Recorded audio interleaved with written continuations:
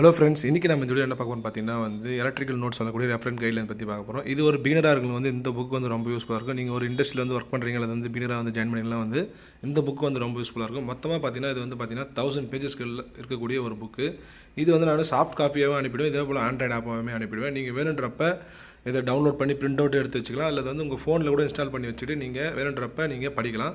இதில் என்னெல்லாம் இருக்குன்னு பார்த்தீங்கன்னா பேசிக்காக எலக்ட்ரிக்கல் கால்குலேஷன்ஸு, அது இல்லாமல் ஃபண்டமெண்டலாக ரிலே கால்குலேஷன்ஸு, ட்ரான்ஸ்ஃபார்மர் சைஸ் செலெக்ஷன்ஸு, அப்புறம் எம்சிபி ஒயர்ஸ் கேபிள் செலெக்ஷன்ஸு அப்படின்னு சொல்லிட்டு மல்டிபிள் நம்பர் ஆஃப் டாபிக்ஸ் இருக்குது. அதிலே போல் எர்த்திங்னு சொல்லிட்டு ஒரு மொத்தமாக எலக்ட்ரிக்கலுக்கு தேவையான ஒரு பேசிக் நாலேஜ் இந்த புக்கில் கிடச்சிடும்.